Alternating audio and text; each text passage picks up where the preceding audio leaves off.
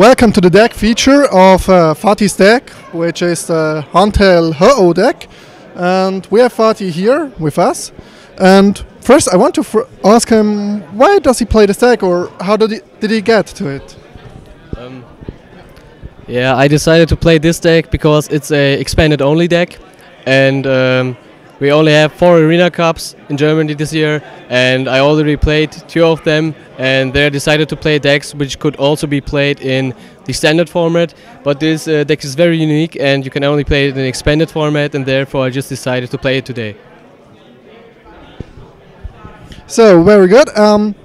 We will go through your deck and you can explain what were your thoughts, why do you play this amount or this amount of the cards, and we are starting with the Pokemon, which are obviously Clamperl, Hantel and Ho-Oh. So we see those are each 4 of them in the deck.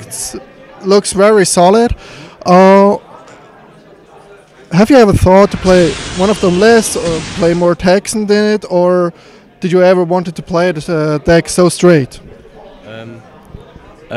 I play a very consistent deck and a very consistent list, and therefore I just decided to go for a lot of 4-offs in this deck. And we have the Clamperl, which is very good because of its first attack, Shell Protection.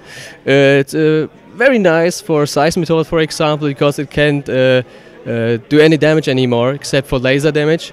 But the downfall is that it only has 50 HP, and that's not that good, sadly, especially against decks like Landorus Crobat. The Hantel is also the main attacker in this deck because he can just shoot incredible amounts of damage to the opponent, and he can even one-hit knock out Mega Pokemon like the Primals, for example, which is awesome. And it could also be supported by tools like the Silver Bangle, and it has nice one retreat costs, and that's also very good. And he's a one prize attacker, so you can just give up 1 prize if this Pokemon gets knocked out, and it has a solid 100 HP. And the big play in this deck is Ho-Oh. Without Ho-Oh, Hantel wouldn't work that good because you can just use its ability Rebirth, and with Rebirth you get 3 different kind of energy cards from your discard, and you can put the Ho-Oh onto your bench if you flip Tails on your turn. And I play 4 of Ho-Oh because it gives you the maximum amount of consistency, because it could also be in a certain situation that 1 Pro-Oh is prized. And yeah, it's also a very nice attacker, I think. And it looks awesome in full art, so I just decided to play it. Great, yes. It's the same as I looked at it when I saw the play, and it's a really interesting deck. I would suggest I go forward in the deck, and you can go on and on with the explaining. So we have first the Pokemon, then the trainers, and then the energies. So next we should have the Jirachi here we saw. I'll let you hold the micro. The Jirachi is a card we just see in every deck nowadays because it's just give a huge consistency boost.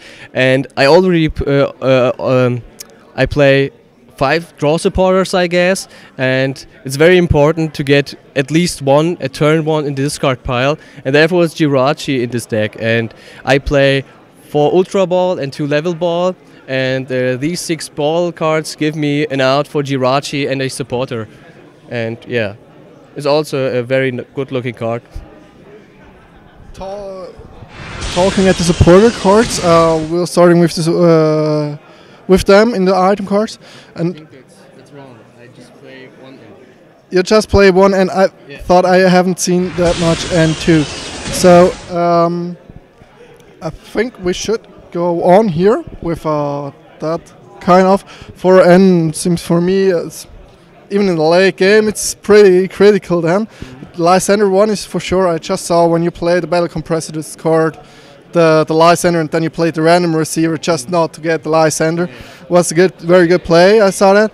And for Turnip, I think this is self-explaining. The N is a one-off, and I just included it, I think yesterday, because I just thought that N is a incredible supporter card. It's the best supporter card in my opinion, because it can also give you a fresh card of 6, but it could also disrupt your opponent, and therefore 1N is more than enough in this deck, especially because you play random receiver, and I also play 4 versus seeker, so I have 5 outs for N if I want it.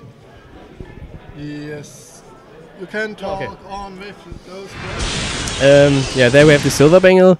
Silver Bangle is a very good card for Huntail because it boosts its damage output against Pokemon EX, and it's very good especially for Mega Pokemon like Gardevoir for example, because you get 30 damage and now 20 damage, and that means you need 1 energy less in play to KO it.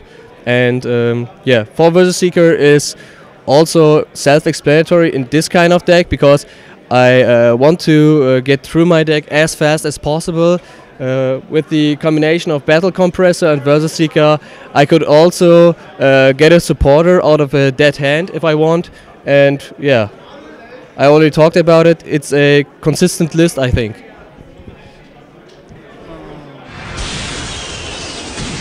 Yes, here. Oh.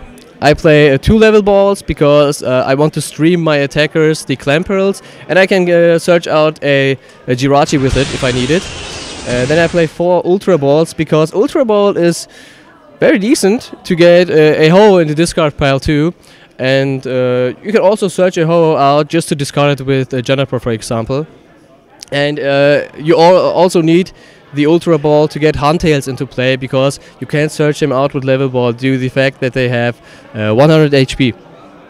And for random receiver is yeah, it's for consistency again, and it's a Professor Juniper in most of the cases.